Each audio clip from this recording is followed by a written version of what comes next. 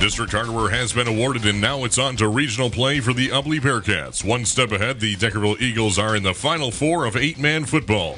Good evening and welcome to the WLEW Sports presentation of The Strong Side on Sports Radio 1021. I'm Clark Ramsey, your host, and join me tonight as a true professional. He even has a license to prove it. Please welcome Dave Hansen. Thanks, Clark. Congratulations to the Deckerville Eagles, Ubly Bearcats on big wins this weekend.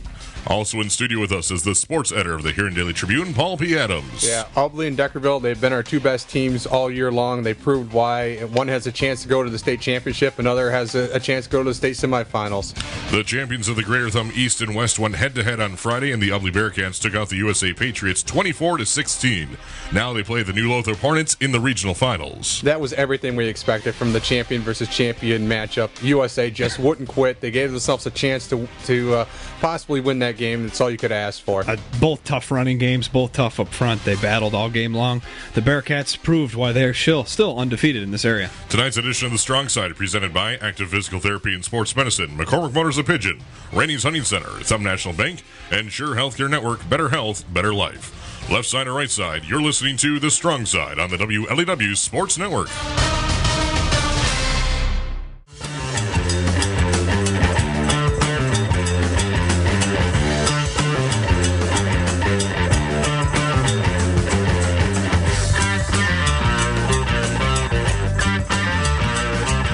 Left side or right side, you're listening to The Strong Side, home of the WLEW Sports Network on Sports Radio 1021 and WLEWSports.com. Streaming live and worldwide as long as we have signal back to the station. Clark Ramsey, Dave Hansen from the Huron Daily Tribune. It's Paul P. Adams on a beautiful Sunday night, wrapping up with daylight savings time behind us. Let's take a look at the Week 11 schedule in 8-player playoffs. It was the regional finals, and Tri-Unity Christian was taking on Portland St. Patrick. Both teams with identical points coming into this ball game. So the game was played in Portland. It was the final score 28-10. The only reason we're bringing that up for Tri-Unity Christian is because they were taking on the winner of the New Haven Merit in Deckerville Eagle ball game, and it was all in Deckerville. Early and often, final score was Deckerville 58-12. Deckerville and Tri-Unity Christian of Wyoming play this coming Saturday in Deckerville. In the Division 7 playoffs, we had New Lothrop take on Flint Hamady 49-12. It was 42-12 at halftime, and just one score for the Hornets in the second half. And New Lothrop now goes on to play the Ubly Bearcats, as the Ubly Bearcats were victorious for the second time this season over the USA Patriots. Ubly now 11-0 on the season.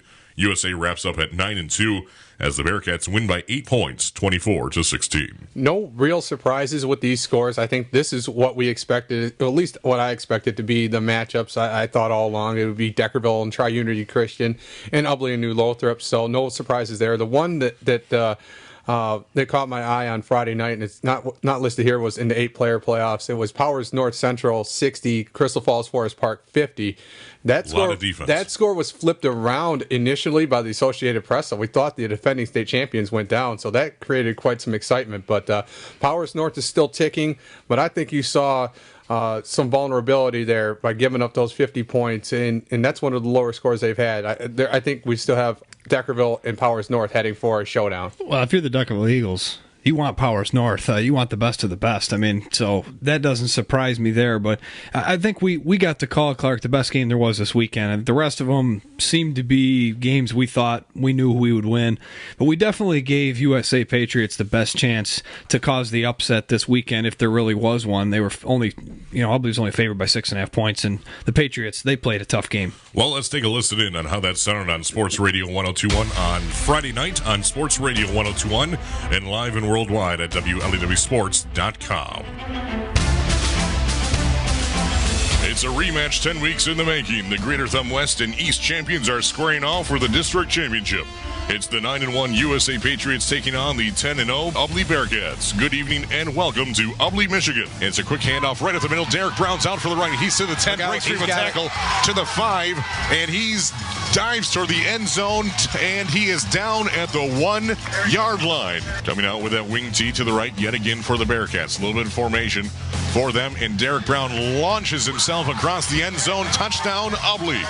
The Ubly Bearcats strike first with 6:34 left in the first quarter. Notice 47, Dominic Rosenthal is checked into this game. And he's the leading blocker, and it's a handoff, and the pitch is out to the right, and he's in for the two-point conversion. Derek Brown and the Bearcats are up 8-0 over USA from the 42, and they're breaking out loose. He's wide open, running in. Josh Lang to the 5. Touchdown, USA. Josh Lang with the 58-yard run breaks this ball game in with the first touchdown for the USA Patriots. 4:01 left in the first quarter. We've had 2 drives and 2 touchdowns tonight. Handoff, actually going to go for the play-action pass to Macklin Gettle. Wide open in the end zone. Two-point conversion is good for USA, and we're all tied up at 8 apiece. 5 minutes remain in the first half. Both teams scoring in their first drive tonight. It's been nothing but punts since. Ubly on their third drive tonight. 2nd down and 7 from the USA 9. And it's a handoff right up the middle. Actually, Matt Mychek on the keeper, and he's in. Touchdown, Ubly.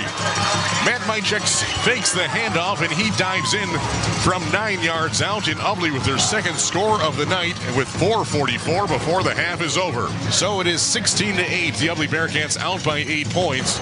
USA is going to get one more shot at this time from the 10-yard line. First and goal from the 10, 1 second left on the clock after a false start.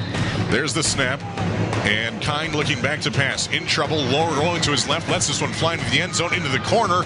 It is incomplete, thrown out of bounds, and the end of the first half finds Ubly leading by 8 points. Ubly 16, USA 8. USA cannot convert as the first half expires. They're moving the ball quite effectively in this second half so far. T formation under center is Kind, and he's going to keep it for himself, and here comes Ubly in the backfield, and Anthony Sweeney brings him down for the sack back at the 42-yard line. A turnover of downs to start this second half for the Ubly Bearcats, and they're back on offense with an 8-point lead. Right to left across your radio are the Bearcats on offense after a turnover downs for USA to start this second half. It's a handoff, and actually Matt Mychek on the keeper. He's into the touchdown, the Ubly. Matt Mychek fooled everyone and in from 18 yards out. Ubly with their third score of the evening.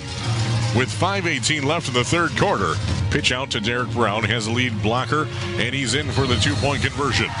It is Ubly 24 as Derek Brown in with 2 points, and USA still with a lone touchdown with 8 with 5:18 left in the third quarter.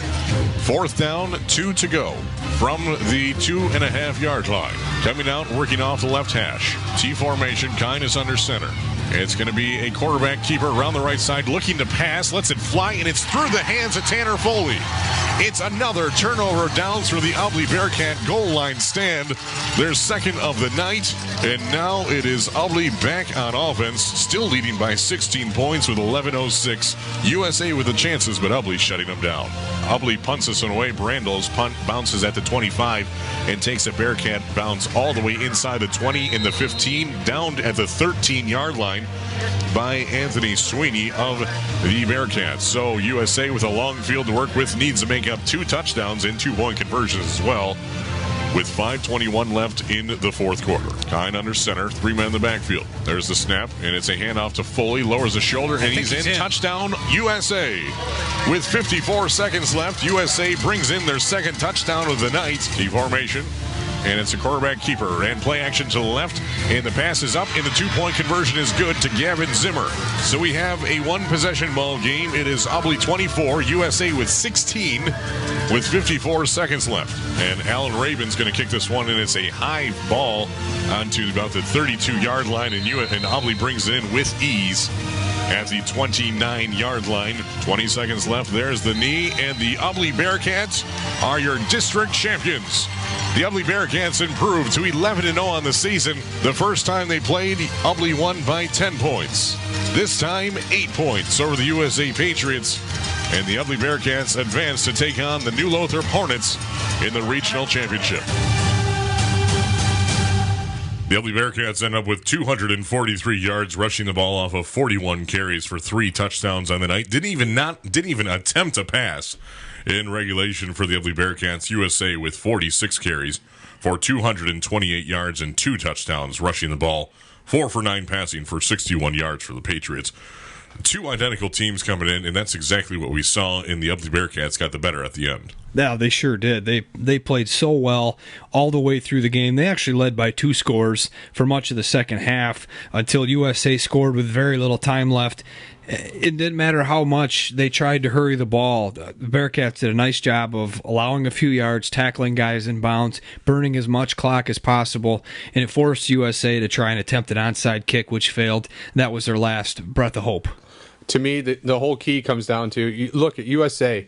They did a very nice job. 5 penalties for 30 yards. But it's that one penalty for 5 yards that I believe cost them the game. To begin the fourth quarter, they were driving from the third quarter, had it down to the goal line. It was 3rd and 1. I think they still could have got a first down, but it was basically 3rd and goal on the 1 yard line. Get called for a false start, backs them up 3rd and 6, and they just couldn't make up that penalty yardage. And a great defensive stand by Ubley, but you had to feel if USA doesn't commit that penalty, they're going in. They had all momentum. They were getting the yardage they needed on every play.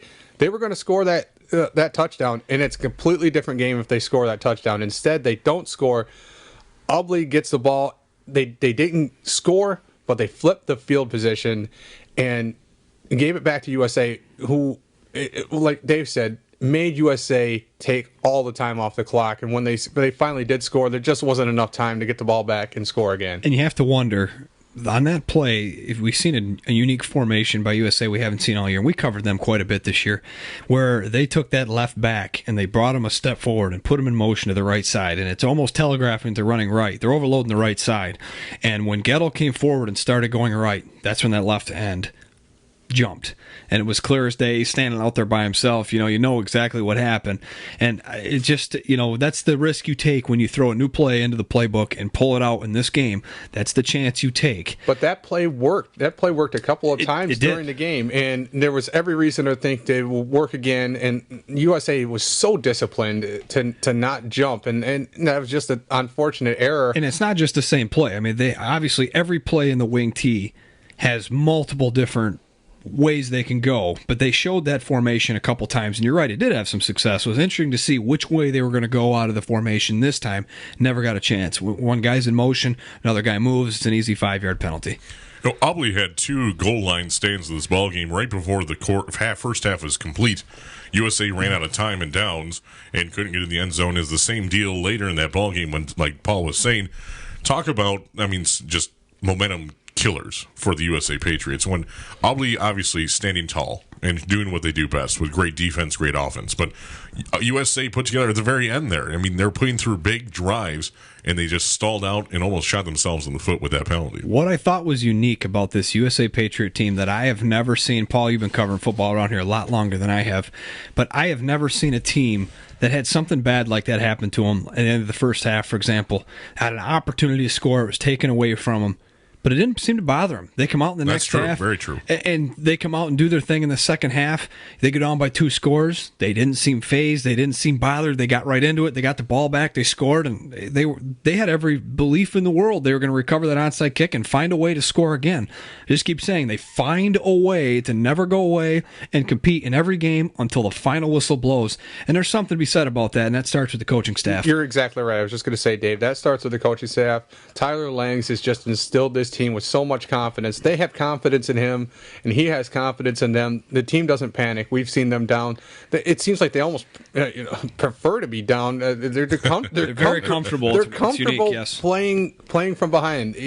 And most teams just can't find that comfort level. They panic a little bit. They get nervous. USA, and we've seen them a number of times. I've seen them. You guys have seen them. And we've just never seen that team panic. They didn't panic when they were down 2 scores to Ubley, and they believed some way, somehow, they were going to get that onside kick and go in and have a chance to tie that game. Unfortunately, it didn't happen for them this time. One of the stats that I think really shows that the score doesn't really show me how... I mean, this was a good game, but I really truly felt that Ubley was winning this game sort of handily at times. And when I look down at third down conversions, they both converted 5 third downs throughout the game. However, USA had 13 attempts at them. Ubley only had 8. I mean, you only have 8 third downs come up in a game. You don't have third downs coming up at all. The Ubley Bearcats were just in such good situations all game long. They only had 1 4th down, Albany Bearcats, and converted it. So they were getting first downs on first and second down and resetting downs. They're getting those chunk plays you and I were talking about on Eric Clark. They were getting 6 yards on first down, 5 yards on second down, 12 yards here, 2 yards here, and then come back with another 8. And they never got the third down. So just Albany Bearcats, they milked the clock very, very well, but they got those nice gains and big time runs by Brown and Brandel, and of course, when you least expected it, Mychek put in a big chunk play as well. They really diversed the ball very well, and they didn't put themselves in situations where they struggled. That was one of the points, key points of the game, is which defense is going to force the other offense to have 3rd and long or 4th and 5 and be in that uncomfortable situation, or force their team to throw. USA was forced to throw. They found some success early, but once the Bearcats could feel it coming, then they took over the game. You mentioned Mychek, and I believe quarterback play was the difference in this ball game. Mychek has 2 touchdowns, 62 yards rushing on 9 attempts. And coming into this game, Ryan Kine had really emerged as a serious running threat. He gave that extra wrinkle to the USA offense. He was held to 3 carries for 1 yard, and I just think that, to me, that was the difference. I just kept waiting to see Kine bust to the outside, because that's what had one of the reasons USA had gotten to this point was with his running game. We saw that firsthand against Harbor Beach in Week 9. I mean, he was awesome in that game, and again in the first playoff game. But we just didn't see it last week. And the 3 attempts, that just means that wasn't even part of the game plan. Which surprises me too. I thought Ryan kind of get a couple opportunities, but I think, and this is my opinion, Coach Langs felt he had a better chance of trying to disguise Foley, Lang, and Gettle up the middle and throw in play action pass than he did having Kine run, because Kine's not the fastest player on the team. He's not. He's fast once he gets going, but to get to the sideline, he doesn't have that quickness. Mentioned side-to-side quickness from sideline to sideline. USA Bearcats are as fast as anybody we've seen. Anthony Sweeney on one side, you got Derek Brown on the other side, and Dominic Rosenthal, for the monster human being that he is, he gets sideline to sideline pretty darn quick as well. He is fast, and they just don't miss tackles. So their ends did a good job of making sure that the middle was secure and then getting to the sideline when anybody went to the outside. So I thought they did a really good job of not even giving Coach Langs that option.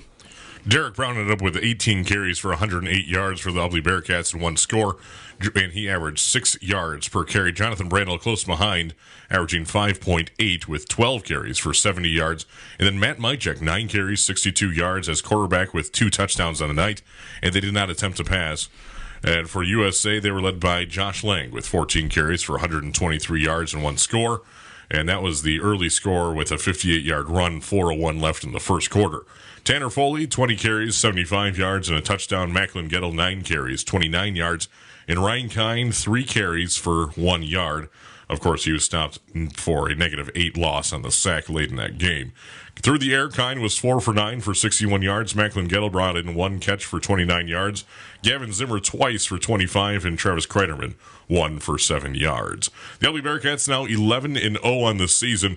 Go on to take on New Lothrop in the regional finals this coming Saturday, which the game will be played either at New Lothrop or Chesaning. We're hearing Chesaning could be a potential site for this game. We'll know tomorrow morning on that. And check to Twitter, and Ubly has a great Twitter feed now as well. Check in that with them, and then also we'll have it on our Twitter as well. That's at WLEW Sports. Real quick, Clark, I know we got to hit our break, but we'd be remiss if we didn't talk about the season USA had just real quick. I mean, this was a team 2 years ago.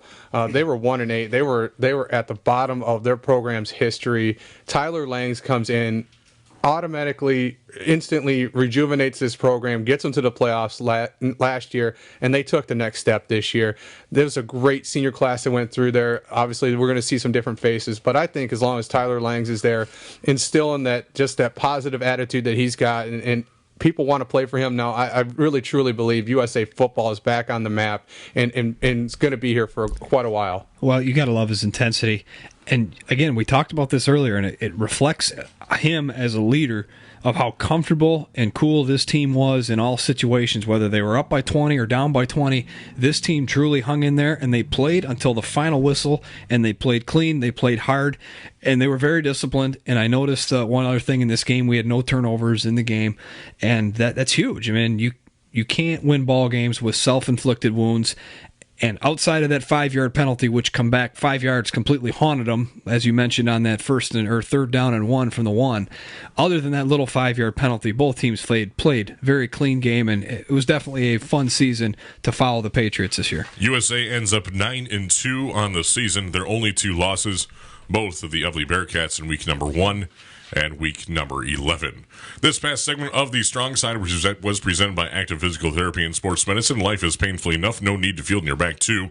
That's Active Physical Therapy and Sports Medicine, just west of the light in Bad Axe, and now a second location in Sandusky. When we return, we'll take a look at the 8-man playoffs with Deckerville. You're listening to The Strong Side on Sports Radio 102.1.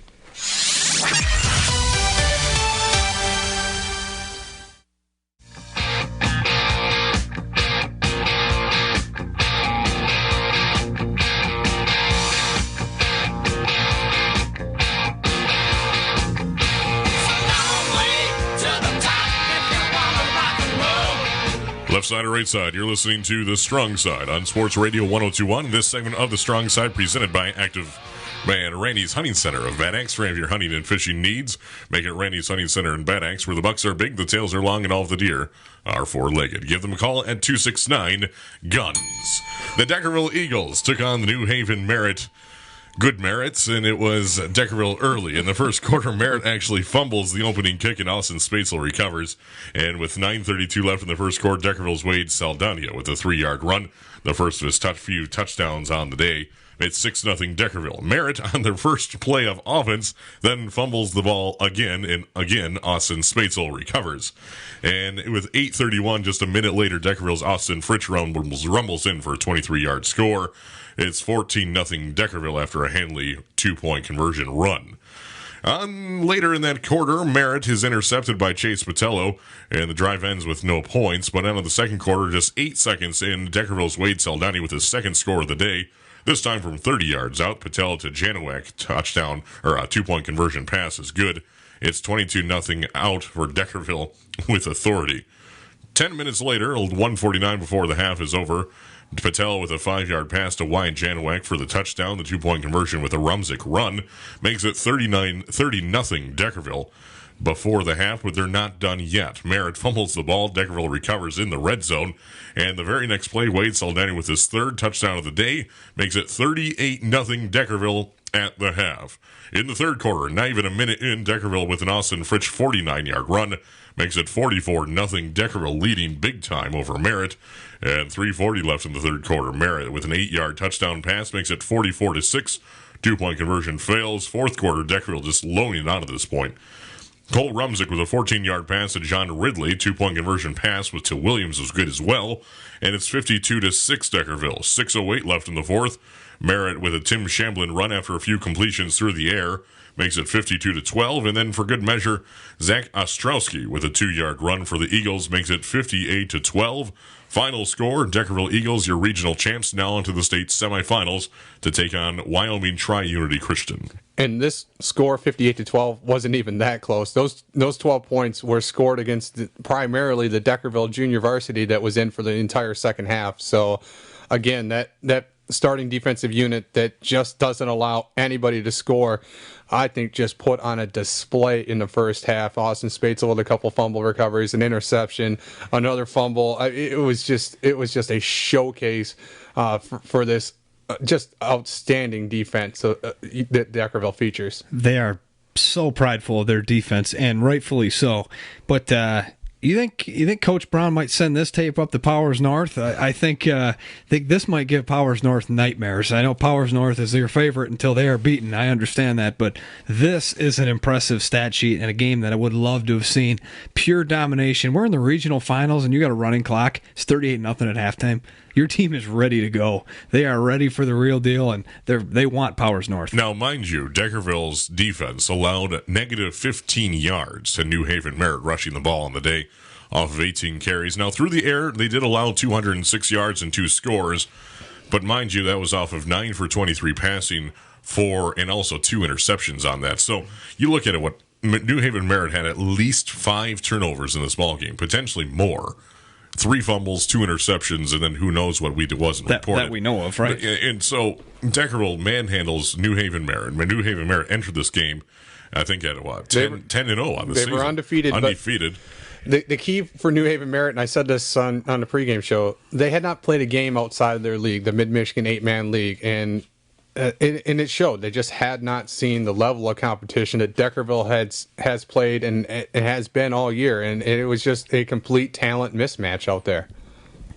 No doubt about that, guys. They have completely, if they have not opened everyone's eyes that they want to win a state championship, you need to wake up and check out the Deckerville Eagles. They are the real deal. And you really can't make an enrollment argument, because I think New Haven Merritt's actually bigger than Deckerville. So that nullifies the enrollment argument as well, saying Deckerville is one of the bigger schools in 8-player football. New Haven Merritt actually is bigger than they are. I do believe the cutoff to make it into the 8-man playoffs is what, 250 students? No, it's 200. It's 200. It's whatever Class D is, whatever qualifies you as Class D, and the number changes from year to year. But as long as you're Class D, you can be in the 8-player playoffs. That's why Kingston and Dryden were not.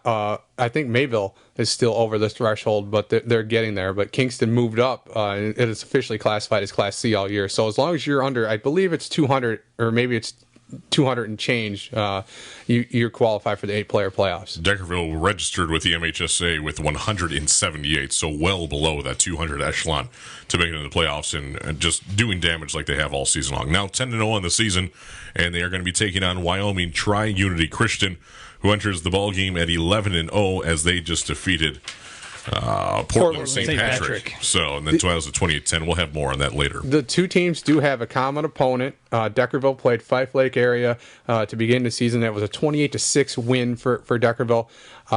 Tri-Unity Christian played them in week 9, and it was an 8-6 win for Tri-Unity. So, just judging off of one common opponent, Deckerville dominated, and Tri-Unity Christian, squeaked by. And you'll hear that ball game on Thumb Tailgater Sports with Eddie Fury, I do believe, on Saturday. We were intending to be there, but our schedule didn't allow for it, as we'll be covering the Ubley New Lothrop game at the same time on Saturday. So we will pick up the Deckerville Eagles whenever we can, and we hope to see them in the state championship the following Friday. They're going to the state championship, guys. I know this Tri-Unity. You heard it here first. Paul Adams. I know Tri-Unity. 3 months ago, you heard that here first. And I'm not coming off it. I mean, defense wins championships, and this defense is at least going to take this team to the state championship game. Tri-Unity is a nice team. Very good offense. Deckerville obviously is going to have to be on top of its game, but I just don't think Tri-Unity has seen a defensive unit like this one. This team, this defensive unit, primarily all seniors, they are all on the same page. Austin Spatzel is an absolute stud, probably the best defensive player in 8-player football across the state, and he's followed real closely by Reese Bays Kramer at the linebacker position. Those two together and the rest of that unit just, I mean, they're untouchable right now. Well, you mentioned it best.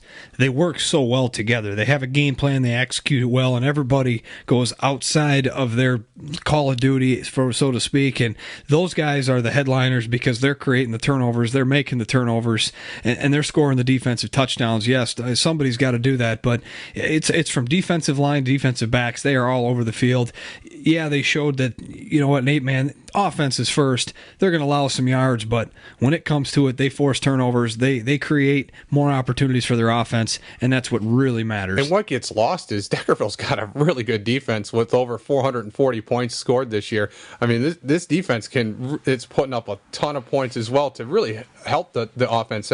They grind out yards, so that defense gets them in good positions, gets off the field, and the offense does its job, and they work together. It's just a thing of beauty to watch right now. Well, let's try that again. Deckerville's defensive coordinator should be ashamed of himself. He's allowed 44 points on defense this year, and they've all been, except for 12 points in the second half with the second string and third string, and now fourth string in there for the Eagles. So very impressive numbers so far. Yeah, I think this defense is going to probably get a little chewing after giving up 12 points this past week. So you can bet they're going to come out ready to play next week. What this defense reminds me of, and I have not seen a defensive unit this good since 2004. The USA Patriots allowed 43 points in an entire season on their way to a state championship. And this defense, especially doing it in the 8-player football where points are easier to come by than the 11-player game. This defense is every bit as impressive. 7:34 on Sports Radio 102.1.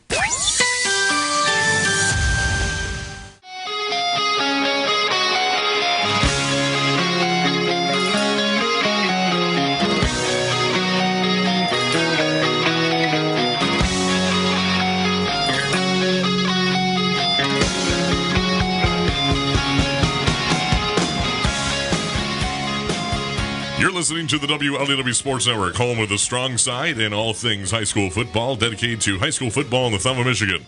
The Strong Side takes place every Sunday night throughout the entire football season. On Sundays at 7 p.m. with Clark Ramsey, Dave Hanson from the Huron Daily Tribune, Paul P. Adams. Let's take a look at who the Ubly Bearcats will be facing off, and that would be the New Lothrop Hornets, a familiar foe of the Greater Thumb Conference, and believe it or not, the GTC has had the better of them in the past 3 years. Let's hope that continues this week. New Lothrop beat out Flint Hamady 49-12. It was 20-6 after the first quarter, 42-12 at halftime. New Lothrop scored again in the third quarter, and that was all said and done. 49-12. New Lothrop takes out Flint Hamady by 37 points. New Lothrop scored 5 times rushing the ball and threw for 168 yards through the air for 2 touchdowns as well, and 6 for 7 passing. New Lothrop, they have a very capable quarterback who can also scramble. He rushed it only 5 times for 18 yards and 1 touchdown, trying to kind of almost limit his play calling for the film purposes. But Birchmeyer, in the past, has been able to scramble all over the field. It was not needed this game, as Ruddy had 17 carries for 163 yards for the Hornets and 2 scores. Malkachi, we'll go with that name, 7 carries for 72 yards and 1 touchdown. And Wendling, 2 carries for 9 yards and the other score. Passing the ball, Birchmeyer 6 for 7. Went to Bigelow for 3 key receptions for 95 yards. Then Bitterman with a 13-yard reception to score, both of them going for scores. So, Ubly will have their hands full, but New Lothrop definitely beatable, judging off the scores. Well, they're beatable. Saginaw MLS got them to end the regular season. Reese gave them a run for their money for 3 quarters in the first round of the playoffs. So, yeah, this is definitely a team that Ubly's got to feel pretty confident about, but they have the one thing that, Dave, you mentioned earlier. Ubly's pass defense is not the greatest, and Birchmeyer goes 6 for 7 for 168 yards, 2 touchdowns. That's all in the first half. So I think that's where Ubly's really going to have to concentrate on defense this week. I don't think that the rushing yards are going to come quite as easy for New Lothrop against Ubly. So I think New Lothrop's game plan is going to be go to the air, test this defense out, because Ubly's coming in. That's a rough and tough. You're not going to be able to run between the tackles and get a lot of success there. I look at what Harbor Beach did to USA the last week of the season and think part of that same game plan is going to be what the Bearcats utilize to their advantage, which they've done all year, and that's have their offense on the field and control the clock, get first downs, wear down the defense, and keep their defense off the field. As good as their defense is, this is a weakness for them, is pass defense. Every defense got a weakness. Maybe not the Deckerville Eagles, but the Ubly Bearcats struggled in pass defense, and we've seen it in the first half of the Harbor Beach game. We've seen Ryan Kine have some success, and it's not something that they worry about. They don't worry about teams throwing on them around here. Now, when we get this far in the playoffs, teams can throw the football, and New Lothrop, 6 of 7. They had 6 completions go for 168 yards and 2 touchdowns. They can throw the football. They have a quarterback that can do it.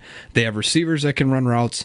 And you're not going to be able to play your 5-2 defenses with 5 D linemen and 4 linebackers. You're going to have guys that are going to be able to line up man-to-man and play defense one-on-one, bump and run coverage. You're going to have to mix in some zones, and you're going to have to somehow, while doing all that, get pressure on the quarterback, because he will run it right around you if you're not careful.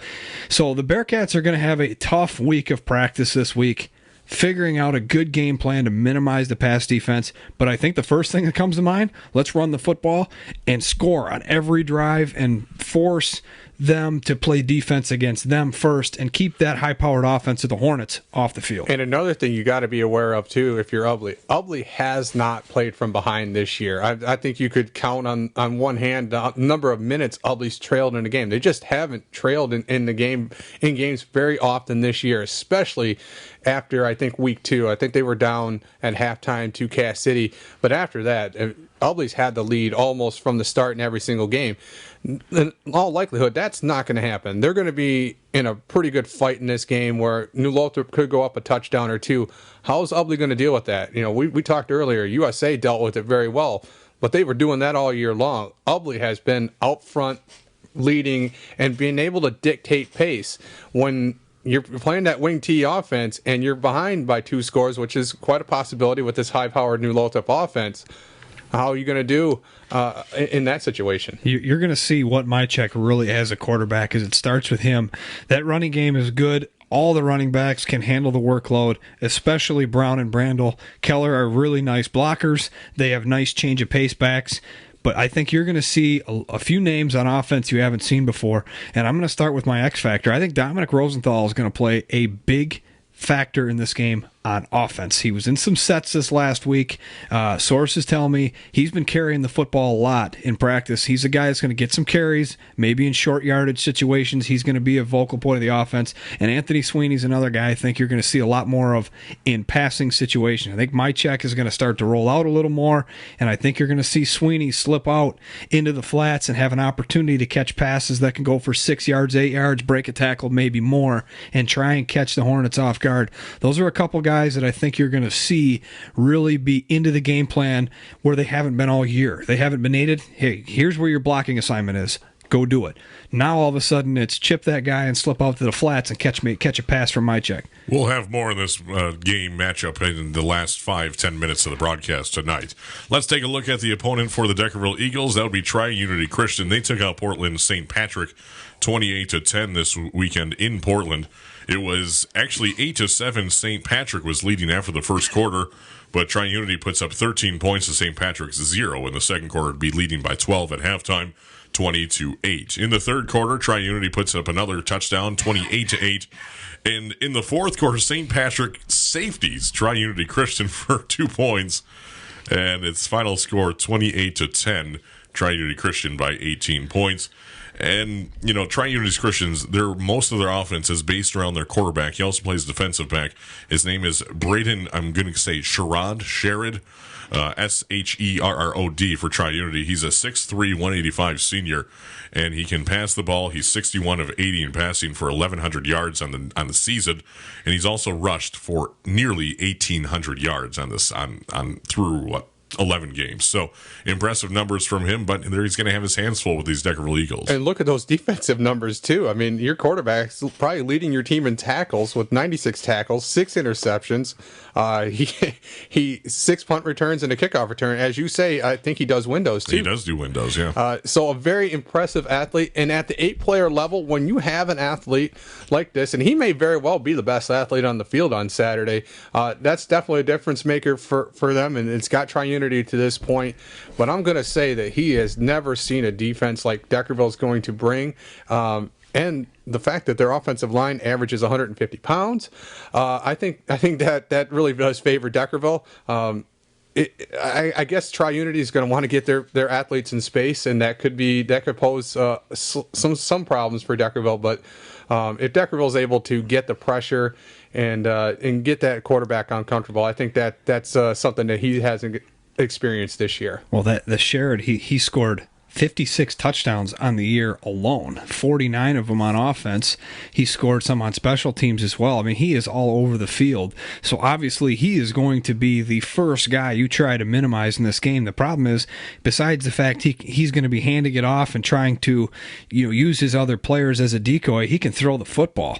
And Deckerville showed, similar to the Bearcats, that they can be thrown on a little bit if things are drawn up well. So in a close game, that's something Deckerville is going to have to be considered, going to have to watch out for too, is that they can be passed on. So they're either going to have to commit to being a blitz-heavy, high pressure team and allow some bigger plays, some catches down the field in the flats, or they're going to have to mix that in with a better coverage programs. Otherwise, this team might be able to hang around a little longer than Deckerville would like. Yeah, maybe they could throw on Deckerville, but I'll tell you one thing they can't do. They can't run on Deckerville. No team so far through the 10 games that Deckerville's played has been able to run on Deckerville. I mean, we've seen it every single week. Negative yards, negative yards, negative yards. That's what Deckerville does. They'll make you one-dimensional, and I think Deckerville will accept that one dimension. If they know that all Tri-Unity is going to want to do is come out, throw the ball, hey, fine, we're going to take that run away from them. They're not even going to try it at all, and I think that just plays into Dan Brown's defensive coordinator, his game plan. It absolutely does, and no one has run on him yet, and you're absolutely right. I don't think anybody will either. But this kid's a playmaker. He's going to make a couple plays, but can Deckerville keep them to a minimum? So far, they've had that. They've been able to do that. It's time for our last break of The Strong Side. This past segment was brought to you by Thumb National Bank and Trust, going wherever you are with online banking and a mobile app designed just for you. Thumb National Bank and Trust, with locations in Pigeon, Caseville, Cass City, and 2 locations in Bay City, and now also in Bad Axe. We'll be back after this.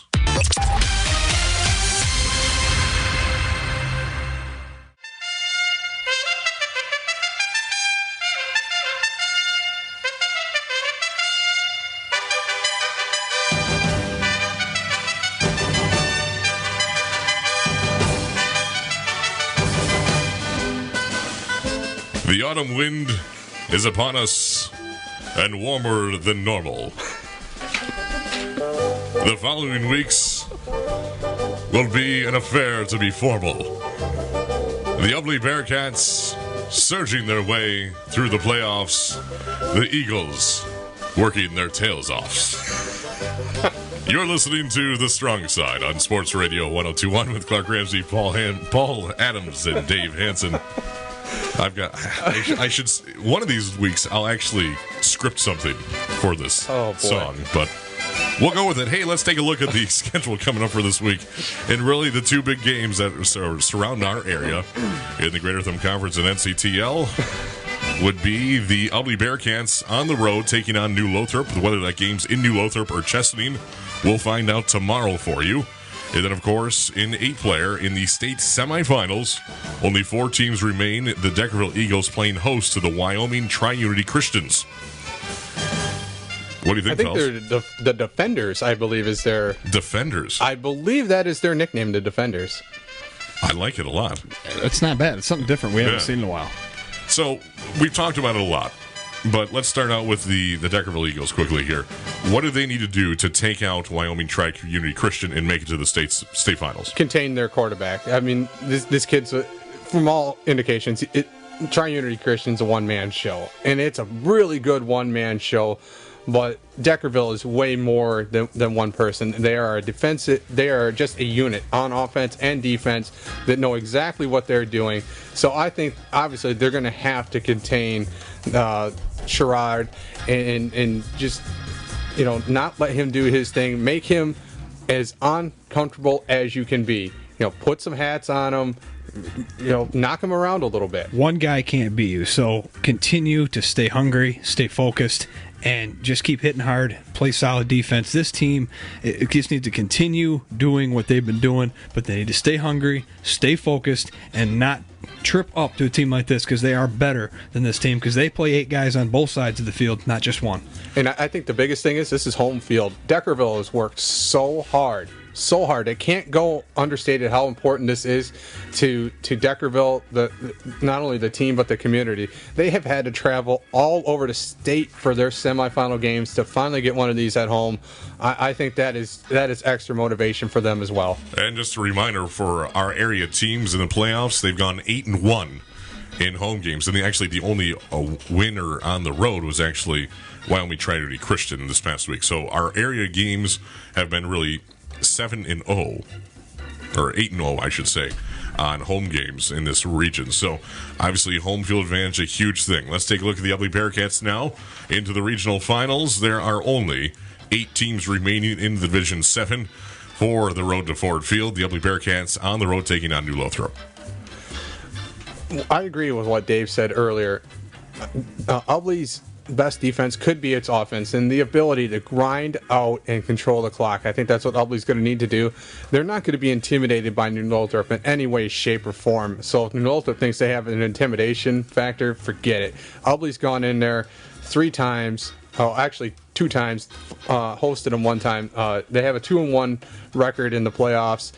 They are not going to be intimidated at all. Even that loss, which wasn't a great Ubly team, the loss to New Lothrop, they still gave New Lothrop all they can handle. New Lothrop struggles against Greater Thumb Conference teams because of the physicality and the wing tee offense, and I think that's going to continue. I completely agree. I think Ubly needs to continue to do what they do as well. But when it comes to the defensive side, they just have to remain disciplined. This week is a big week for them. They have an entire week to watch film. They can watch and see how, what formations they throw out of and be prepared to defend the pass. Fortunately for them, Matt Mychek can certainly practice throwing on this defense all week long. So the beauty of them is they have a week to prepare for this team. So they have the ability and the coaching and the game planning and the time to be ready for this game. They have to take advantage of it. If they can slow down the passing game or even force a couple interceptions, that's all this offense needs. 2 things that are really important for Ubly, and this is the reason why this team's undefeated. Ubly doesn't turn over the ball, and they don't commit penalties. Now, they cannot get caught doing either one of those things on Saturday. Either one of those things, a lot of penalties or even 1 turnover, could be the difference of this game. So Ubly needs to take care of the ball and not kill itself with penalties. You nailed it. I think it's going to be a tight game, but I do think Ubly needs to create that turnover, that extra possession for their offense to be able to win this game. And, of course, you'll hear that Ubly football game on Saturday on Sports Radio 102.1. Kickoff is at 1 p.m., and we will have coverage starting at 10 p.m. on Sports Radio 102.1 with Clark Ramsey and Dave Hansen with your call from whether it be New Lothrop or Chesaning. We'll let you know tomorrow exactly. We're hoping for Chesaning. That'd be it's a brand-new facility, much larger booth than our famed New Lothrop setup, and so we're hoping for Chesaning with all of our might. But regardless of it, it's going to be a great game. I'm not sure how your field gets so beat up for New Lothrop that you're unable to host a regional championship and have to take this thing on the road. Ever see Purdue's field this late in the season? I'm glad you brought that up because we haven't actually mentioned on air why we're even considering to play at Chesaning anyways. Supposedly the field is not in good shape. It was destroyed this past weekend from the last game, so we'll see what happens, but they obviously have to make a decision tomorrow. So you'll hear that game on Sports Radio 102.1 regardless of the location. On Saturday, that would be November 12th, the day after Veterans Day, the Ubly Bearcats taking on New Lothrop Hornets for the regional championship. The winner of that one will have more than likely a date with Traverse City St. Francis or Pewamo, Westphalia. So on behalf of Dave Hansen and Paul P. Adams for the Huron Daily Tribune, thank you for listening to The Strong Side tonight. Tonight's presentation of The Strong Side presented by Active Physical Therapy and Sports Medicine, McCormick Motors of Pigeon, Randy's Hunting Center, Thumb National Bank and Trust, and Sure Healthcare Network, Better Health, Better Life. I'm Clark Ramsey, producer and host of this broadcast, pushing the student buttons back in the studio. That is Eddie Fury of Thumb Tailgater Sports. He'll have the Deckerville game on Saturday. We'll have Ubly, and we'll see you later in the postseason on Sports Radio 102.1, home of the WLEW Sports Network.